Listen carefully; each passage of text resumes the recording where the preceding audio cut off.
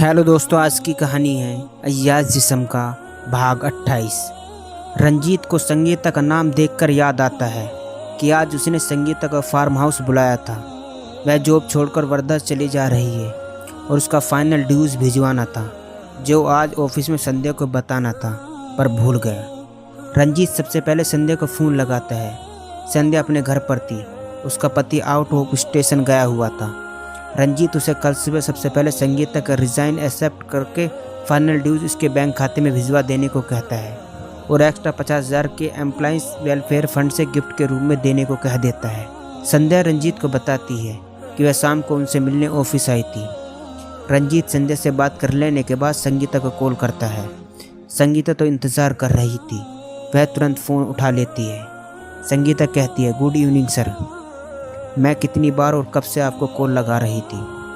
रंजीत, संगीता, कल 12 बजे तक तुम्हारा फाइनल ड्यूज और एक्स्ट्रा 50,000 तुम्हारे बैंक खाते में ट्रांसफ़र हो जाएंगे। और दूसरी बात, आज तुम्हें फार्म हाउस आने की ज़रूरत नहीं है, शायद तुम कल अपने गांव के लिए निकल रही हो। Best of journey, best of luck. Sangeeta खुश होकर कहती है, थैंक यू सर, पर आज तो फार्म हाउस में मुझे आपने बुलाया था, पर मैं कब से आने का मन बना ली थी।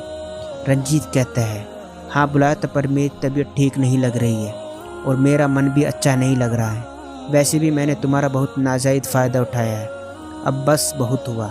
इसके लिए मैं तुमसे क्षमा मांगता हूँ। तुम वर्धा में अपनी नई जॉब के साथ अपने पति के साथ सुखी रहो। Good night. कहते हुए रंजीत फ़ोन रख देता है। संगीता रंजीत की बात सुनकर उसके मन में शंका होती है कि क्या वह रंजीत से ही बातें कर रही थी, क्योंकि रंजीत की यह भाषा नहीं थी। वह सोचने लगते कि रंजीत में अचानक इतना परिवर्तन कहाँ से आ गया। संगीता उसकी बातों से घायल हो जाती है। वह तो उसे जेल भेजने का प्लान बना रही थी, वह तो अब धरे का धरा रह जाता है, वह तो उल्टा उससे क्षमा मांग रहा है। संगीता का मन शांत हो जाता है। इस तरह से वह सोचते कि जो भी हुआ अच्छा ही हुआ। इससे पहले भी आखिरी बार मैंने साथ बिना कुछ किए पेन ड्राइव वापस दिया और घर जाने को कह दिया। इस बार पूरा प्लान बनने के बाद आने से मना कर दिया। संगीता पहली लड़की थी जिससे रंजीत ने माफ़ी मांगी थी। इस बदलाव का कारण आज भी उसके पापा से मीटिंग का असर था, जो उसके दिलो दिमाग को झकझोर कर रख दिया था। थोड़ी देर बाद रंजीत तैयार होकर पब जाने के लिए घर से निकल जाता है। कार चलाते हुए सोचने लगता है कि वह आज से अपनी आवारागर्दी और यासी कम कर देगा। लड़कियों से मज़े लेकर उन्हें तड़पता और परेशान होता नहीं छोड़ेगा। वह मन में कहता है, आज मैं जो भी हूँ मेरे पिता की बदौलत हूँ। मेरे पिता की मेहनत, तपस्या, उनका त्याग का नतीजा है कि मुझे आज यह सब करने का मौका मिल रहा है। अब मैं जो भी करूँगा सिर्फ उनके लिए, अपने भाई और बहन के लिए और अपनी कंपनी के लिए। बहुत जल्दी इनकी भी इच्छा पूरी कर दूंगा, किसी लड़के से शादी करके।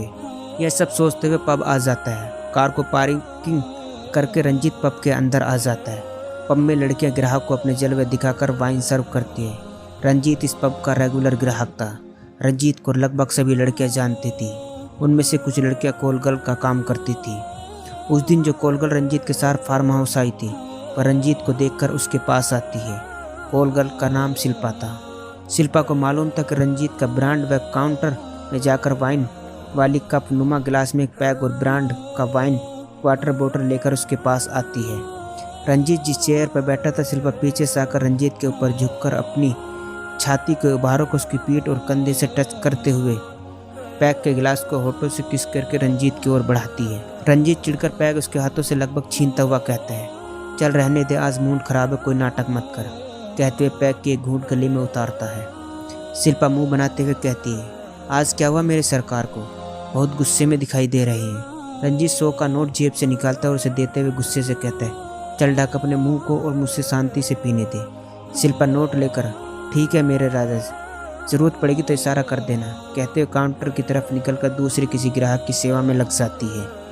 रंजीत पैक लगाते हुए उसकी आंखों के सामने वो सभी लड़कियों का चेहरा देखने लगते हैं जिनसे उनके संबंध रहे हैं। 21-22 साल की उम्र में रंजीत जब BBA कर रहा था, तब वह पहली बार जिस लड़की से दिल से प्यार किया करता था, वह रंजीत को धोखा देकर दूसरे लड़के के साथ माँ बाप के कहने पर शादी करके चली गई थी। उसका नाम था सुनैना। सुनैना के रंजीत पागल था, दीवाना था। सुनैना दिखने में बहुत सुंदर थी, जैसा उसका नाम था उसी तरह उसकी आंखें बहुत प्यारे और सुंदर थे। सुनैना खुद आकर रंजीत को प्रपोज किया था। सुनैना की बेवफाई रंजीत के सहन नहीं हो पाई। उसके गम में रंजीत 1 महीने तक घर में बीमार पड़ा रहा। रंजीत का सपना था कि वह कॉलेज कंप्लीट करके सुनैना से शादी करेगा।